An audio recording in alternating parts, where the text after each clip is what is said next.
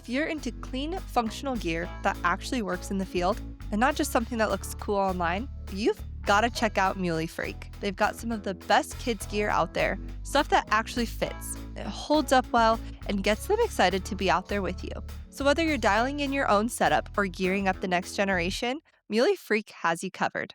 And as a thank you for supporting this podcast, use code STICKBOWMAMA for 10% off your order. Hey everyone, welcome to Raised Traditional. I'm your host, Madison Childers, and I'm so excited that you're here with me today. This podcast is all about embracing and celebrating traditional lifestyles for women, especially in the great outdoors. We'll be diving into topics like hunting, archery, and simple ingredient cooking, all while sharing tips on raising kids to love the wilderness as much as we do. I can't wait to share these stories with you. Let's get started.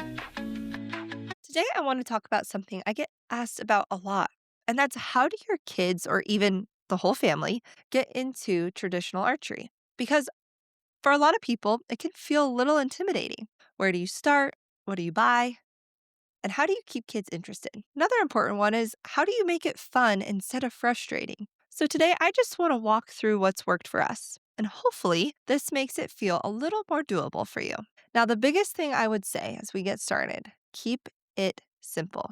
You don't need the perfect setup. You don't need expensive gear. You don't need to know everything. You just need a bow that honestly fits your kid or yourself and a safe place to shoot.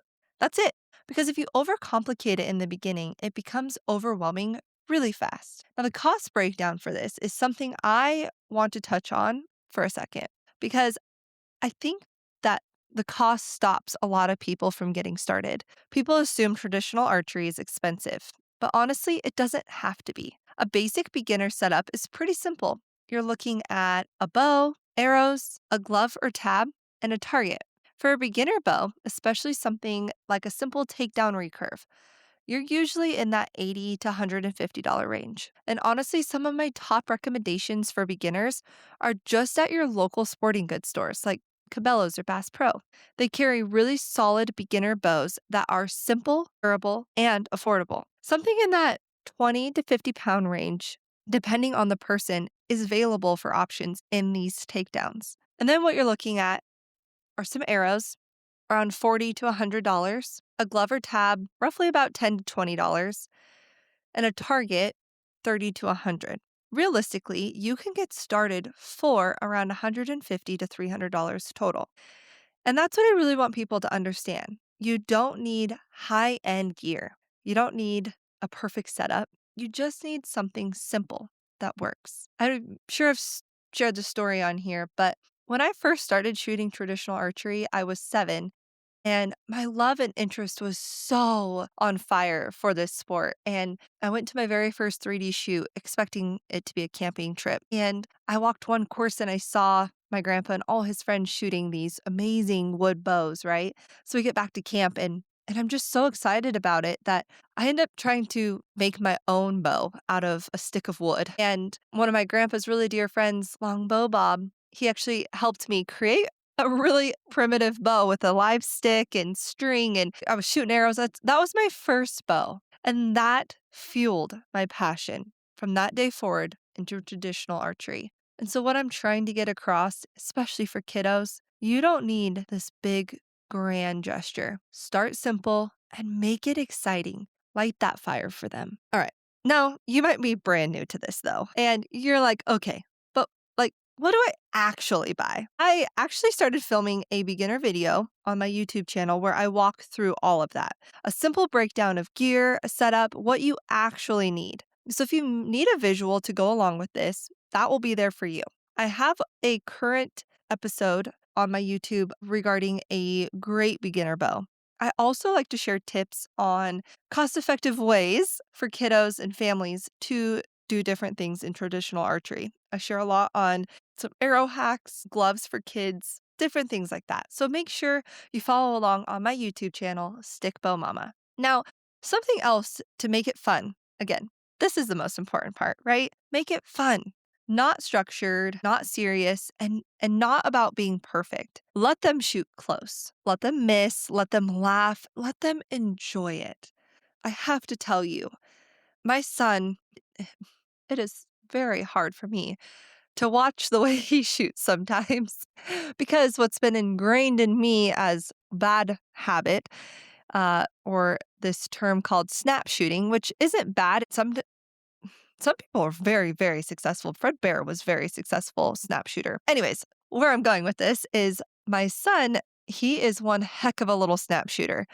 And what that means is he literally just draws back and releases. He doesn't wait to hit what's called an anchor point on his face. He doesn't take a breath and, really focus. No, he just literally picks up his bow, puts an arrow, and puts it up there, pulls back, shoots. And I mean, this kid can shoot. And so we're walking a 3D course a couple weeks ago, and he's shooting great. And we get back, and it's the kids challenge. It's the first time he's ever done a true, actual, like, scored kids challenge. And he's getting nervous, right? And I'm there. Oh, okay, buddy, just remember, take a deep breath, get it back, hold your anchor. All the things I initially taught him when he was really little, right? 3.5 years into it, it's out the window. He's doing his own thing, right? And I'm sitting there and I'm trying to critique him as he's doing this, right? Trying to correct him. And then the next three, he missed every single one of them. And I was like, buddy, I'm so sorry. Just have fun. Just shoot, okay? Pretend there's a balloon on it and just shoot it. And as soon as I stopped trying to critique him and make it perfect, the kids started flinging him again. So the moral of the story is I need, as a parent, to remember this is about having fun. And the best thing about traditional archery is there isn't any one way to do it.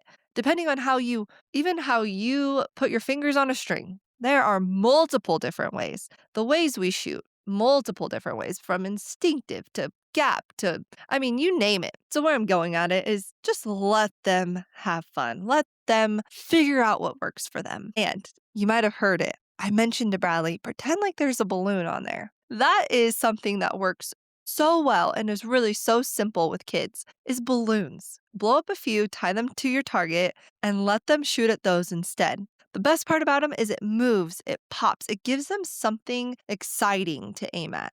And honestly, adults love this too. It takes so much of that pressure off and it just makes it fun again. And again, just as a parent, I want to prepare you. Lower your expectations, not in a negative way, just a realistic way. They're not going to have perfect form, and I've had to accept that. They're not going to shoot consistently, and that's okay. My son is almost 7, and he still doesn't shoot with a glove or a tab because he started when he was 2.5, and they don't make gloves that small. Over time, he shoots so much, he still to this day has not complained about it hurting his fingers. I know the time's coming where it's going to get worse for him, and he's going to have to wear a glove. And the second we open up the door to a glove or a tab, it's going to change. It's going to shift because now he's getting used to something. I have been doing this for over 20 years. Every year, I am breaking a different habit. That is just part of the sport. That's what makes it so fun. I don't care who tells you this. You can never master traditional archery. The best thing about it is constantly teaching you different things, especially about yourself. So remember, they're not going to have perfect form. They're not going to shoot the same every time, and that's okay. This is about exposure, not performance. Kids love to be involved, so let them. Have them carry the arrows. Have them set up the targets. Have them walk the course. Have them be a part of the whole process. Even if they're not shooting perfectly, they're still a part of it. And that's what builds interest. I really think a lot of my son's interest in archery has to do with from the time he was 6 weeks old, I had him in a hiking backpack. And that was the time he went to his very first 3D shoot. And obviously he slept like the whole time. But that next year, he's starting to, kind of see what we're doing. And he's watching. I mean, I'm shooting, with him on my back. And then he starts talking, right? And so now we're talking about animals, we're talking about sounds. He's getting excited. Then he starts walking, all right? And now he's walking between targets because he's so dang heavy and I'm getting tired walking miles with him on my back. But he was a part of it even before he was shooting. So I encourage you, if you've got little ones, get them out there. Have them watch you. Have them watch the bigger kiddos because I think that played a huge part in my son's excitement and interest in the sport. Again, something else, we talked about keeping it simple, but keep it short. Don't overdo it. Short, positive sessions are way better than long, frustrating ones. Always end on a good note, even if that means stopping early. Something we've been doing recently is after after we have a great little setup where we have a third car garage and we have a dog kennel. Well, we had a windstorm and it ripped the netting off of our trampoline. So, this is a fun fact that trampoline nets, if you can find them, they work great for catching arrows, look like kid arrows. So, we folded it up in half and then we put it on the backside of the dog kennel. Now, obviously, the dogs are not out at this time, they're safely inside, but there's nothing else back there. And so, the best part is we'll go out there. We've got this perfect, safe little range. My son has his favorite target, which is the Delta McKenzie zombie target. And then we have a Reinhardt 3/4 elk that I love shooting at. And so we set those up and he goes out there and all we do is we just have fun. I just sit there. I don't even shoot with him half the time. I sit there and he just flings his arrows and we call out different parts and different challenges and I bet him on things and we have fun. But we only do it for call it 10 minutes, 15 minutes, maybe 20. And we always end on a good shot. So if he does what he says he's going to do, that's it. Perfect. We pick him up, we put him away, and we let the dogs out. But sometimes it means stopping early just to make sure we're always ending on a good note. Kids feed off of our energy. So that's another thing. Watch your energy. If you're rushed, you're frustrated, you're correcting everything, they feel that. Remember how I hope you are tuning in and maybe you've listened to a couple in a previous podcast I mentioned slowing down and this came from a 3D shoot and truly traditional archery with my son. I felt myself rushing him. Like the truth of it is he's the last one to shoot a lot of the times because we're having him get closer because his bow physically can't shoot some of our shots, right? So we're all shooting first and then we move up and he shoots. And typically what that looks like is now there's people behind us, right? And so I might have taken a shot and then, okay, mulligan, take my shot. Again, he doesn't get that luxury half the time because now there's somebody behind us and he misses and oh my gosh, okay, hurry, we got to go find your arrow, we got to move on. And I kept rushing him. And after 4, 5, 6 of those types of targets, he's lost interest. He doesn't want to shoot. He's bored. He wants to go back and he doesn't want to have this negativity. And it was negativity I was putting on him. So that was something that I'm sharing this with you from my personal experience. Just watch your energy. They feel it. If we're calm and encouraging and present, they relax too. And honestly, I've been learning this myself in real time. There have been so many moments where I've rushed my son on the course. I wanted him to move faster, shoot better, do it right. And I've had to step back and realize that that's not what it's about. It's about the time that we're out there together, learning together, and letting him enjoy that process. Now, one of the best things about traditional archery, truly the best thing, is the community. And I would really, really encourage you don't feel like you have to figure this out alone. Reach out locally. One of the best things, even if you live in a small community, reach out to your local fish and game. See if they offer any programs or recommendation. A lot of places have resources people don't even know about. We have a local boat. We have a local archery club here in town that I'm a part of. And I can't tell you, we're a pretty decent sized club, but the number of people were like, I didn't even know you were here. We love when people reach out wanting to get started. That's what those communities are there for. People want to help. Now, this comes at a perfect time because spring and summer are such a great season for archery. This is 3D archery. And again, if you go on and watch my YouTube channel, Stickbow Mama, I review local 3D shoots here in North Idaho. And I've done one down in Arizona, and I'm really expanding my horizon. I do Washington, Montana, and you'll get kind of maybe a sense of why I'm so passionate and why I love this community. But this is what we call 3D season. There are tons of shoots and events happening right now, and this is all over the country. So you can keep it super simple. You can go out to the woods. You can stump shoot together. That's another really fun thing. Or you can go and join these 3D competitions. Again, you don't have to turn in a scorecard. You can just walk the course and shoot and have a great time with your family. But again, just remember, that's what it's about, being together. Something else, though, that I do want to hint on with it being summertime is that there are a lot of kids' camps going on during the summer, and there's quite a few in our area that offer archery. So it's another great option for them to get involved in a different way. Now, this is my favorite part about what I'm going to tell you tonight and why I believe so deeply you should get involved in traditional archery. This is something that can become generational.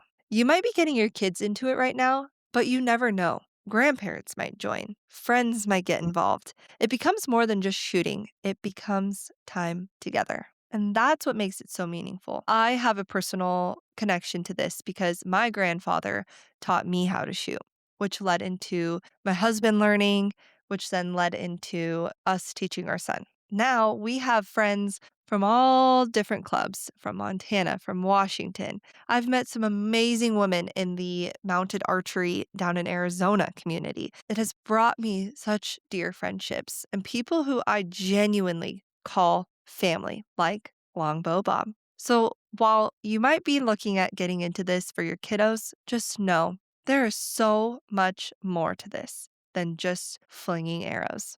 So if you have been thinking about getting your kids into traditional archery, don't overthink it. Start simple, make it fun, and let it be imperfect. Focus on the experience, not the outcome, because those early moments, that's what sticks. Thanks for being here with me today.